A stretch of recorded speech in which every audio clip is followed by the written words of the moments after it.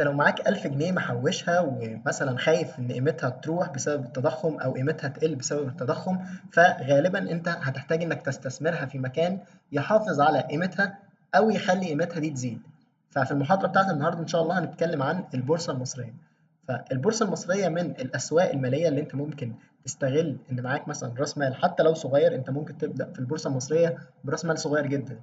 فممكن تستغل البورصة المصرية ووجودك في مصر إنك تشتغل في البورصة المصرية وتبدأ تكون مستثمر أو مساهم في شركة معينة حتى لو بمبلغ قليل، وده هيخلي مثلا فلوسك تحافظ على قيمتها وكمان تبقى بتشغل فلوسك بتساهم في الاقتصاد وفي نفس الوقت بتحقق ربح كويس جدا لنفسك. فهنتكلم النهارده عن البورصة المصرية بشكل سريع، تفهم إيه البورصة المصرية وإزاي تقدر يعني تحقق ربح من البورصة المصرية أو من الاستثمار في البورصة المصرية. إيه هي البورصة في الأول؟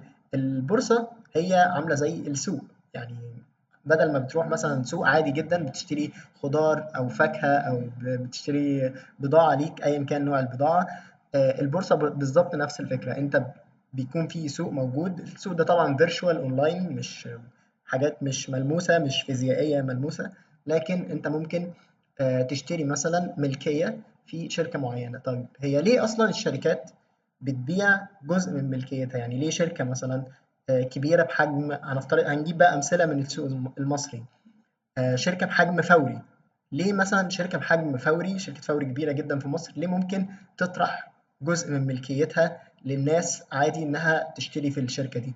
ببساطة ده طريق بياخده شركات كتير جدا بدل إن هم ياخدوا قروض. يعني هنفترض إن الشركة دلوقتي عندها فكرة مشروع أو فكرة توسعية إنها هتتوسع في تراك معين، هتبدأ تفتح في سوق جديد، فبدل ما تاخد قرض مثلا من البنك أو تعمل حاجة زي كده، هي تقدر ببساطة إنها يعني تاخد أو تطرح أسهم من ملكيتها للبيع، تطرح جزء من ملكيتها للبيع، فبحيث إن الناس يجيبوا لها بعد شراء الأسهم السيولة النقدية اللي هي هتكون محتاجاها إنها تتوسع، فبالتالي هي تكسب أكتر، وفي نفس الوقت اللي ساهم معاهم ده هيكون ليه ملكية في الشركة، فبرضه ده هيكون كسبان.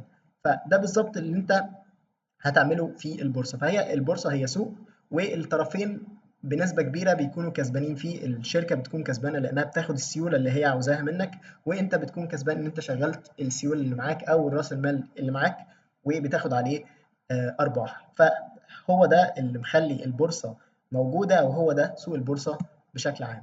طيب شركة زي فوري قلنا إنها أنت عاوز تشتري سهم فيها، طيب هتكسب من ورا السهم ده إزاي؟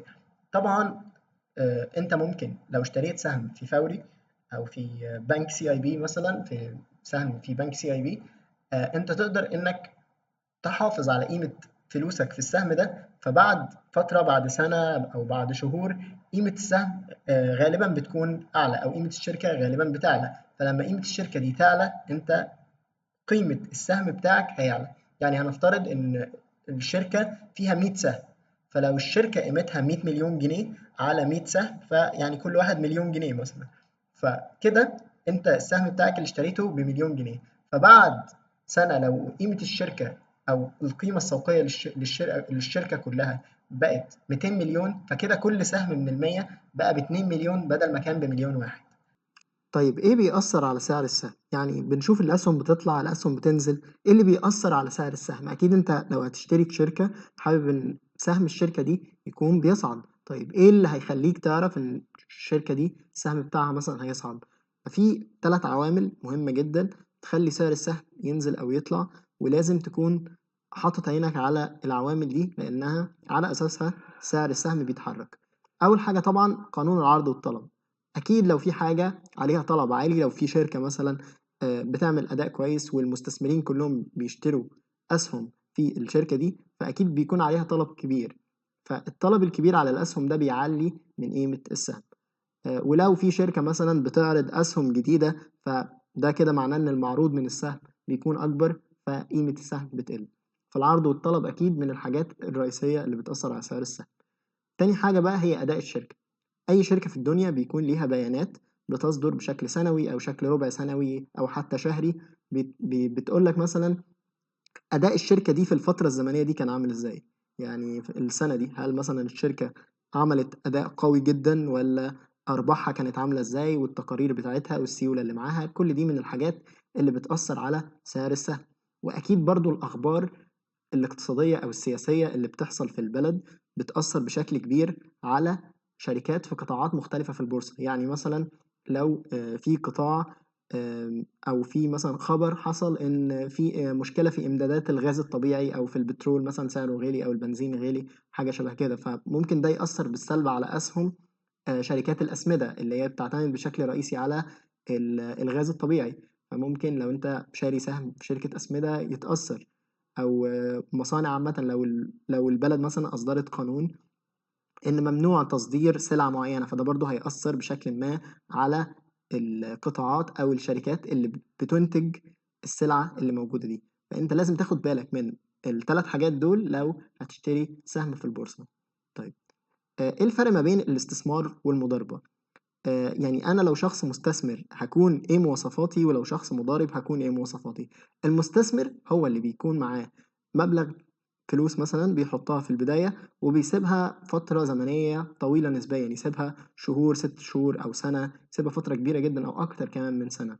وممكن يكون المستثمر مش شرط يكون واحد معاه فلوس كتير في الأول، ممكن يكون واحد بيحط بشكل دوري فلوس، يعني كل شهر مثلًا أول ما بياخد الراتب بتاعه بيضيف مبلغ يستثمره في الحصالة بتاعته الاستثمارية أو محفظته الاستثمارية، فيقدر إن هو يكبّر استثماراته بشكل دوري.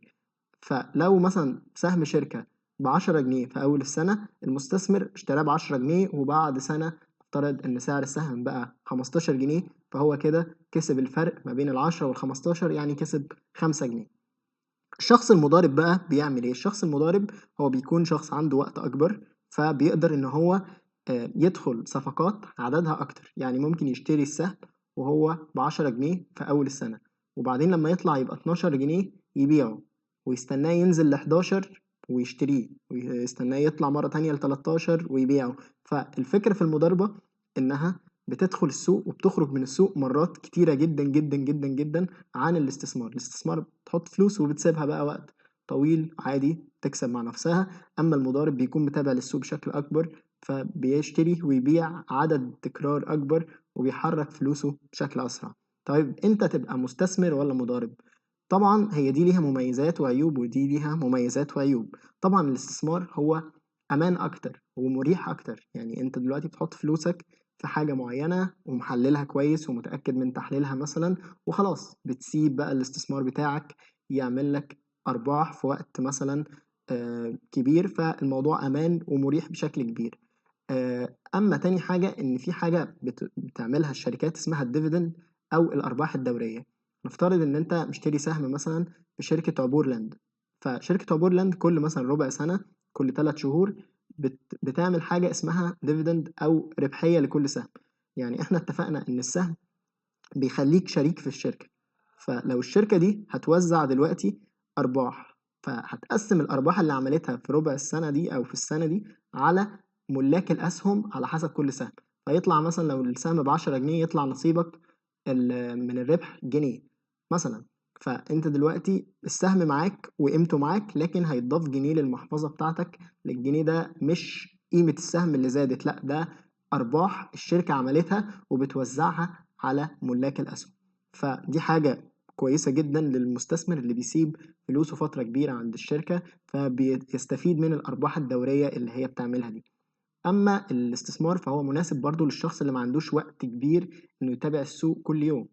فأنا لو مش عندي وقت مثلًا إن أنا أفضل أتابع وأضارب الأسعار وأشوف إيه اللي هيأثّر على الشركة بُكرة سعرها هيزيد والّا مش هيزيد، يعني أنت بتبقى عايز السعر كل يوم بقى تشوف إيه اللي هيأثّر كل يوم. أنت بتحتاج إنك تتابع بشكل كبير. أمّا ده في المضاربة. أمّا الاستثمار أنت بتحط الفلوس بتاعتك وبتسيبها بقى فترة كبيرة تكسب براحتها، فهو مناسب جدًا لأي شخص مشغول أو ما عندوش وقت كبير إنه يتابع السوق كل يوم. المضاربة فهي مكسبها أكتر بكتير من الاستثمار، لإنك ممكن تدخل صفقات أكتر بشكل يعني كثافته أعلى، فممكن يعمل لك مكاسب أكبر، لكن في نفس الوقت المكسب الكبير بييجي معاه مخاطرة أعلى.